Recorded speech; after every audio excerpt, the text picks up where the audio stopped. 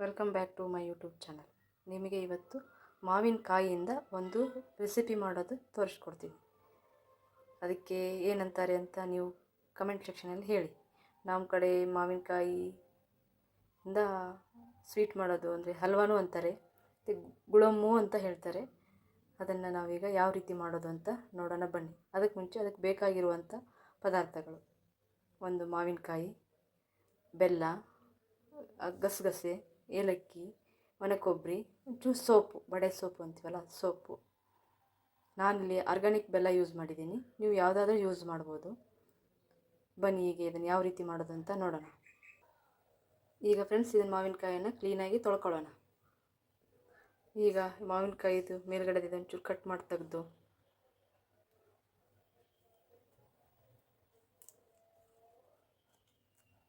ತೆಗೆದ್ಬಿಟ್ಟು ಇದನ್ನು ಈ ರೀತಿ ಮೇಲ್ಗಡೆ ಸಿಪ್ಪೆಲ್ಲ ತೆಗಿಬೇಕು. ನೀಟಾಗಿ ಈ ಥರ ಸಿಪ್ಪೆನೆಲ್ಲ ತೆಗೆದ್ಬಿಟ್ಟು ನೀಟಾಗಿ ಈ ರೀತಿ ಸಿಪ್ಪೆ ತೆಗಿಬೇಕು. ಇದನ್ನೆಲ್ಲ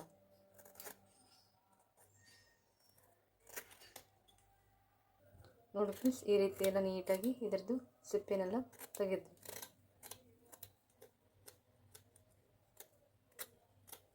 ಈ ರೀತಿ ಎಲ್ಲ ನೀಟಾಗಿ ಸಿಪ್ಪೆ ತೆಗಿಬೇಕು. ಈಗ ಸಿಪ್ಪೆ ತೆಗೆದಿರುವಂಥ ಮಾವಿನಕಾಯಿ ಏನಿದೆಯಲ್ಲ, ಇದು ನೀಟಾಗಿ ಈ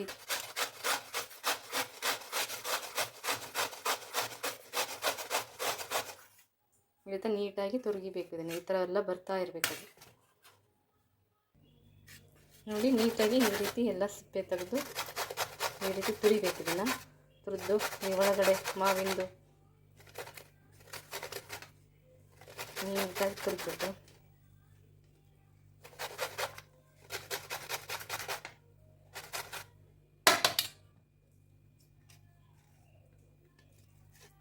ನೋಡಿ ಈ ರೀತಿ ಬಂದಿದೆ ಇದು.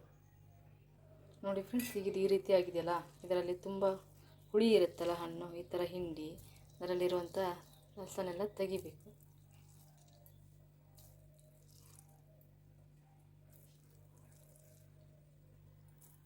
ಹುಳಿ ಅಂಶ ಹೋಗಬೇಕು. ತುಂಬ ಹುಳಿ ಆದರೆ ತಿನ್ನೋಕ್ಕೆ ಕಷ್ಟ ಆಗುತ್ತೆ. ನೀವಿಲ್ಲ ಈ ರೀತಿ ಜರಡಿ ಮೂಲಕನಾದರೂ ಈ ಥರ ಪ್ರೆಸ್ ಮಾಡಿ ರಸನ ತೆಗಿಬೋದು. ಹುಳಿ ಅಂಶ ಹೋದರೆ, ಹುಳಿ ಎಲ್ಲ ಸ್ವಲ್ಪ ಕಡಿಮೆ ಆಗಿಬಿಟ್ರೆ ಮಕ್ಕಳಿಗೆ ತಿನ್ನೋಕ್ಕೂ ಚೆನ್ನಾಗಾಗುತ್ತೆ. ಇದನ್ನೇ ಚೆನ್ನಾಗಿ ಬರುತ್ತೆ.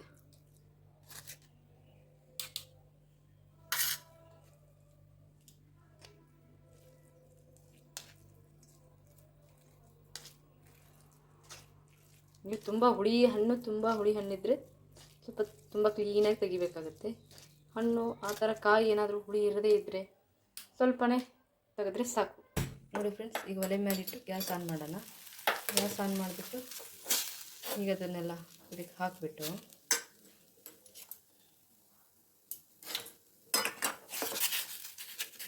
ಈ ರೀತಿ ಇದನ್ನೆಲ್ಲ ಗಟ್ಟಿಯಾಗಿರೋದನ್ನೆಲ್ಲ ಬಿಡಿ ಬಿಡಿ ಮಾಡಿಕೊಂಡು ಇದಕ್ಕೀಗ ಬೆಲ್ಲ ಹಾಕೋಣ.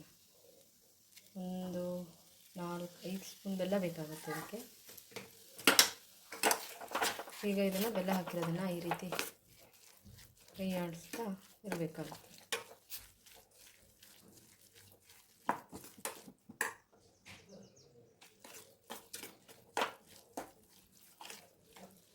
ಸುಮಾರು ಹೊತ್ತು ಇದು ಬೇಯಬೇಕಾಗುತ್ತೆ. ಬೆಲ್ಲ ಎಲ್ಲ ನೀರು ಬಿಡುತ್ತೆ, ಅದು ಹುಳಿಯಿಂದ ನೀರು ಬಿಡುತ್ತೆ.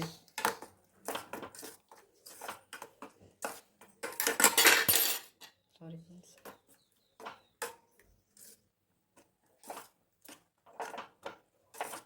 ಈ ಥರ ಒಲೆ ಮೇಲೆ ಇಟ್ಟು ನಾವು ಈ ರೀತಿ ಕುದಿಯಕ್ಕೆ ಇಡಬೇಕು ಅದನ್ನು.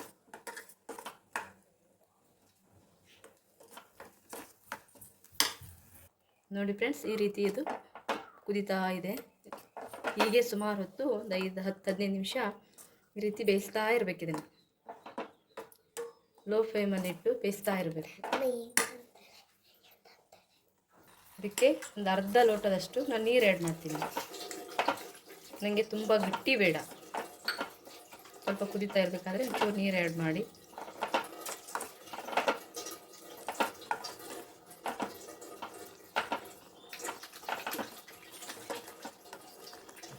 ನಾನು ಇದಕ್ಕೆ ಇನ್ನೂ 1 ಸ್ಪೂನ್ ಬೆಲ್ಲ ಹಾಕಿದೆ.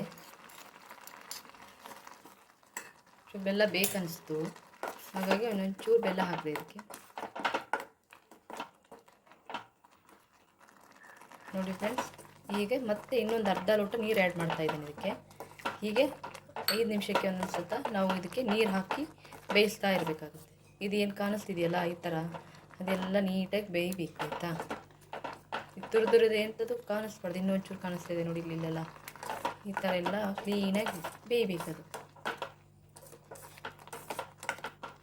ಹೀಗೆ ಇನ್ನೂ ಒಂದು ಸ್ವಲ್ಪ ಹೊತ್ತು ಹೀಗೆ ಬೇಯಿಸ್ತಾ ಇರಬೇಕು. ನೋಡಿ ಫ್ರೆಂಡ್ಸ್, ಇದು ಈ ರೀತಿ ಆಗಿದೆ. ಈಗ ಹೀಗೆ 2 ನಿಮಿಷಕ್ಕೆ ಕೈ ಬಿಡದೆ ಈ ಥರ ಮಾಡ್ತಾ ಇರಬೇಕು, ಇಲ್ಲಾಂದರೆ ತಳ ಹಿಡಿದ್ಬಿಡುತ್ತೆ. ನೀವು ಇದನ್ನು 2 ರೀತಿಯೂ ಮಾಡ್ಬೋದು. ಫಸ್ಟ್ ತುರಿದಿರೋವಂಥ ಮಾವಿನಕಾಯಿನೂ ಮತ್ತು ನೀರು ಹಾಕಿ ಸ್ವಲ್ಪ ಹೊತ್ತು ಬೇಯಿಸಿಬಿಟ್ಟು ಆಮೇಲೆ ಬೆಲ್ಲನೂ ಹಾಕ್ಬೋದು. ನಾನೀಗ ಒಟ್ಟಿಗೆ ಹಾಕಿದ್ದೀನಿ, ಆವಾಗ ಮಧ್ಯೆ ಲೋಟ ಅರ್ಧ ಲೋಟ ನೀರು ಹಾಕ್ತಾ ಬೇಯಿಸಿದ್ದೀನಿ. ನೀವು ಆ ರೀತಿಯೂ ಮಾಡ್ಬೋದು. ಈಗ ತುರಿದಿರುವಂಥ ಮಾವಿನಕಾಯಿನೂ ಮತ್ತು ಸ್ವಲ್ಪ ಒಂದು ಅರ್ಧ ಗ್ಲಾಸ್ ನೀರು ಹಾಕಿ ಸ್ವಲ್ಪ ಹೊತ್ತು ಬೇಯಿಸಿಬಿಟ್ಟು ಆಮೇಲೆ ಬೆಲ್ಲನ ನೀರಲ್ಲಿ ಹಾಕಿ ಕರಗಿಸ್ಬಿಟ್ಟು ಇದಕ್ಕೆ ಹಾಕಿ ಬೇಯಿಸ್ಬೋದು. ಆ ರೀತಿಯೂ ಮಾಡ್ಬೋದು. ನಾನಿಲ್ಲಿ ಬೆಲ್ಲ ಆರ್ಗಾನಿಕ್ ಬೆಲ್ಲ ಇರೋದ್ರಿಂದ ಡೈರೆಕ್ಟ್ ಹಾಕಿದ್ದೀನಿ. ನಾವೀಗ ಅಂಗಡಿಯಿಂದ ತಂದಿರೋ ಬೆಲ್ಲ ಆದರೆ ಅದರಲ್ಲಿ ಕಲ್ಲು ಕಡ್ಡಿ ಕೆಸರೆಲ್ಲ ಇರುತ್ತಲ್ಲ, ಹಾಗಾಗಿ ಅದನ್ನು ನೀರಲ್ಲಿ ಸ್ವಲ್ಪ ಬೇಯಿಸ್ಬಿಟ್ಟು ಆಮೇಲೆ ಇದಕ್ಕೆ ಹಾಕಿದರೆ ಅದರಲ್ಲಿರೋ ನೀರು ಮತ್ತು ಇದರಲ್ಲಿರೋ ನೀರು 2 ಸೇರಿ ಸ್ವಲ್ಪ ಹೊತ್ತು ಸುಮಾರು ಹೊತ್ತು ಬೇಯುತ್ತೆ. ಈಗ ಈ ರೀತಿ ಆಗಿದೆ. ಈಗ ಇನ್ನೊಂದು ಸ್ವಲ್ಪ ಹೊತ್ತು ಬೇಯಬೇಕಿದೆ. ಈಗ ಇದು ರೆಡಿಯಾಗಿದೆ. ಇಷ್ಟು ತಳ ಬಿಟ್ಟರೆ ಸಾಕು ನಮಗೆ. ಈ ರೀತಿ ಆಗಿದೆ. ಇದಕ್ಕೆ ಈಗ ನಾವು ಕಾಯಿ ತುರಿ,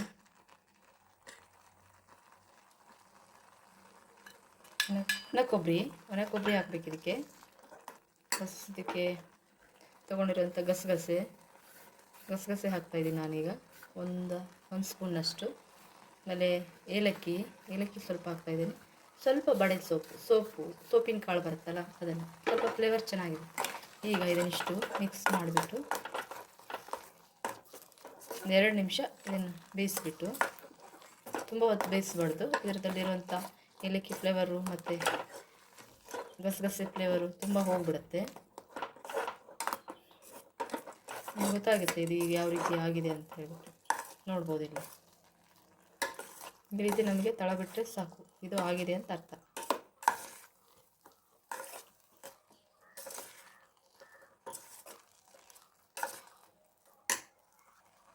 ಈಗ ಇದಾಗಿದೆ, ಸ್ಟವ್ ಆಫ್ ಮಾಡಿಬಿಡೋಣ. ನೋಡಿ ಫ್ರೆಂಡ್ಸ್, ನಾವು ಮಾಡಿರುವಂಥ ಮಾವಿನಕಾಯಿ ಗುಳನ್ ರೆಡಿಯಾಗಿದೆ. ಇದನ್ನು ಚಪಾತಿ ಜೊತೆಗೂ ಮತ್ತು ದೋಸೆ ಜೊತೆಗೂ ರೊಟ್ಟಿ ಜೊತೆಗೂ ತಿನ್ಬೋದು. ತುಂಬ ಚೆನ್ನಾಗಿರುತ್ತೆ. ಓಕೆ ಫ್ರೆಂಡ್ಸ್, ಸಿಗೋಣ ನೆಕ್ಸ್ಟ್ ಬ್ಲಾಗಲ್ಲಿ.